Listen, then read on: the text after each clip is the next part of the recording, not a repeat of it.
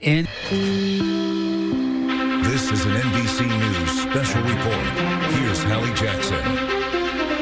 Good morning. We are coming on the air with breaking news. President Biden, on his last full day in office, is about to deliver remarks on the critical first stage of a ceasefire deal, which went into effect earlier this morning between Israel and Hamas, and the release of 3 Israeli hostages, who we've learned have now been handed over to the Red Cross. They are in custody of the Israeli Defense Forces. It is just nearly 6 p.m. in Tel Aviv. You are looking live now at the location where President Biden will speak. This is Hostage Square overseas, where jubilant crowds are celebrating. There is also a somber tone there. You see people hugging after word that those 3 female hostages have in fact been released by Hamas. They are on their way out of Gaza after more than 15 months in captivity.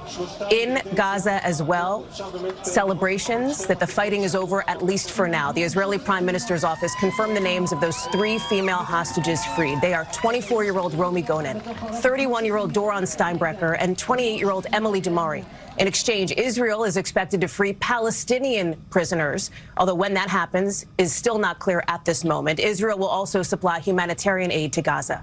Today's hostage release and agreement now paves the way for the next phases of this deal. You saw the location where we expect to see President Biden. He is in South Carolina this morning. We'll listen into his remarks when they happen, but I want to start with Keir Simmons, who is joining us now. Keir, a critical moment for so many in the region.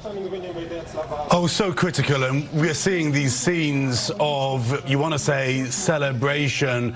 You might and Keir, just I'm sorry to interrupt you, but President Biden is here speaking now. Let's listen in. Has finally come to fruition. The ceasefire has gone into effect in Gaza, and today we're seeing hostages being released. 3 Israeli women held against their will in the dark tunnels for 470 days. 4 more women will be released in 7 days, 3 additional hostages every 7 days thereafter, including at least 2 American citizens in this first phase. We pray for them and their families, for they're going to be a long recovery ahead.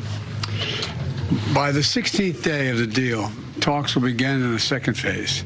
This phase includes the release of Israeli soldiers and a permanent end of the war without Hamas in power or able to threaten Israel. Hundreds of trucks are entering Gaza as I speak. They're carrying assistance for civilians who suffered enormously from the war that Hamas started on October 7, 2023, nearly 15 months ago. Today alone, we anticipate several hundred trucks will enter the Gaza Strip as I'm speaking.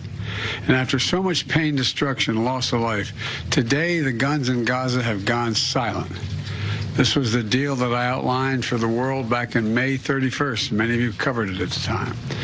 It was endorsed overwhelmingly by folks around the world, including the UN Security Council, unanimously endorsed the deal, and developed in coordination with Egypt, Qatar, and Israel.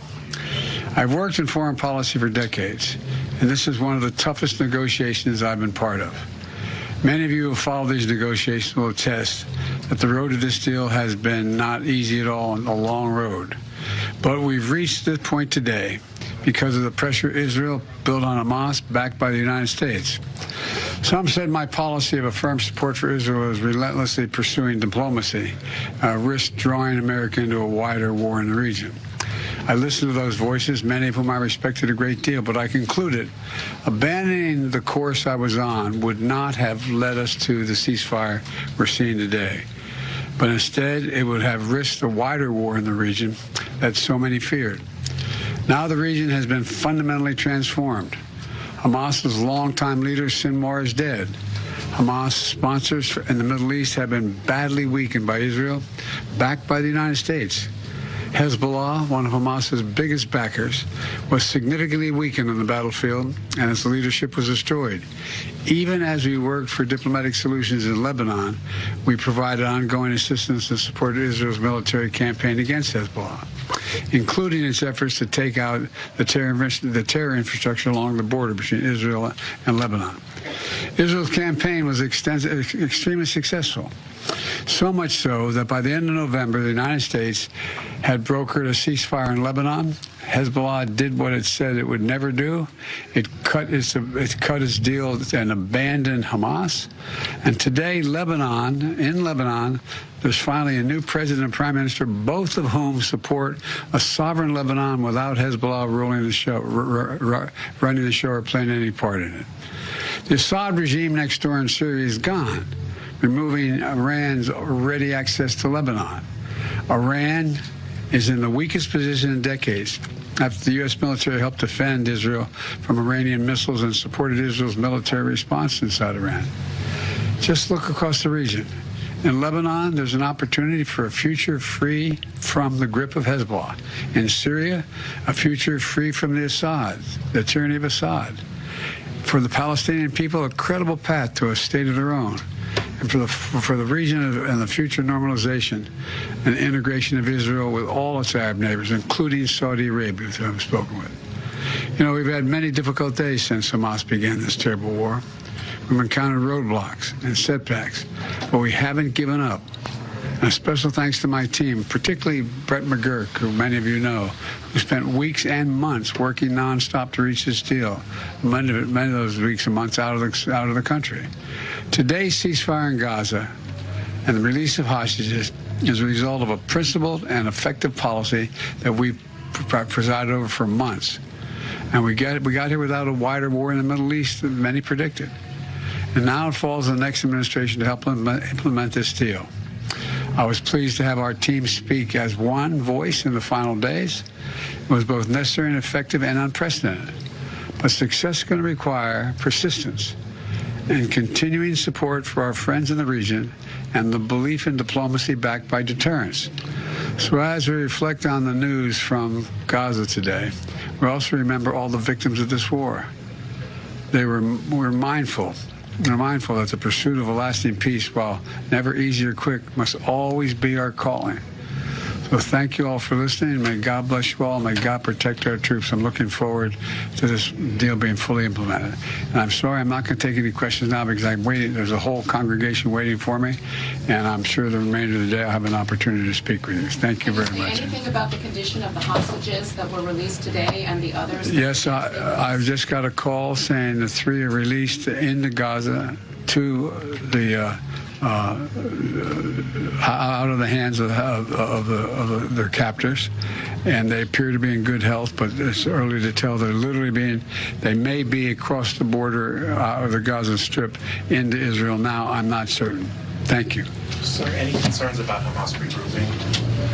No. Will you remain involved in the deal as it moves forward? No way out. Proud of the deal. President Biden there taking a couple of questions on his way out of that room in South Carolina, as you heard him talk about what this moment means for the region and that he understands that those 3 women hostages just released are in good health. I want to go to our chief foreign correspondent, Richard Engel, who is live for us in Tel Aviv. A critical moment for so many around the world here.